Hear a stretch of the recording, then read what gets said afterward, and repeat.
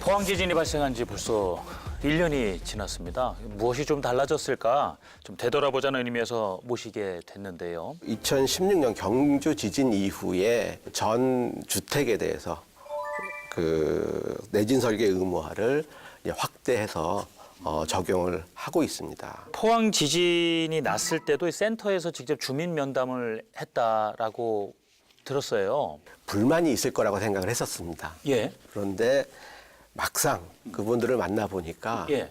내가 뭘 해야 되지에 대해서 더 많이 관심이 있더라고요. 위험한 건 자기도 알고 있다.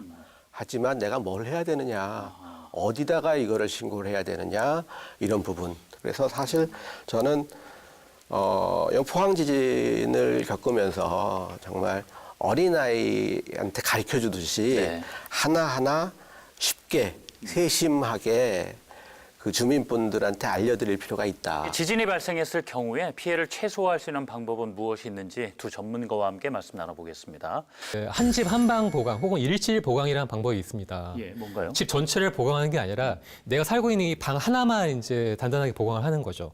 그래서 만약 집이 붕괴가 돼도 그 방 안에 있는 사람들은 이제 안전하게 이제 구조를 이제 기다릴 수가 있는 그런 것들이 있고요.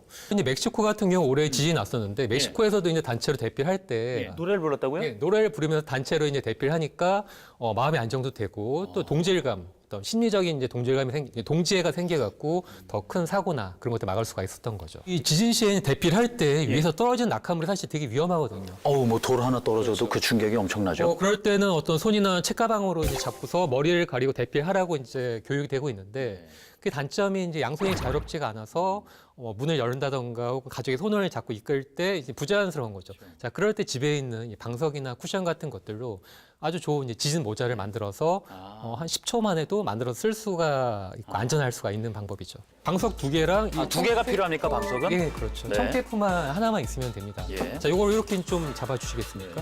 이렇게 이제 청테이프를 한 30cm 정도로 한 4개만 잘라갔고요.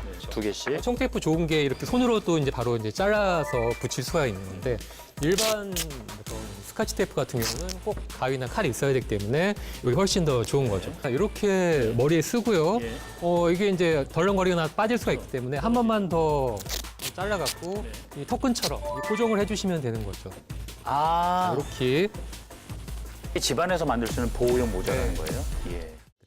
1986년에 완공된 포항에 한 대학교가 있습니다. 그런데 이번 강진을 겪고도 피해를 입지 않았다고 해요.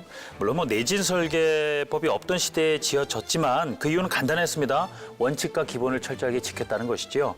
90년대 후반에 지어진 건물에 피해가 조금 발생했을 뿐 학생들은 모두 무사할 수가 있었습니다.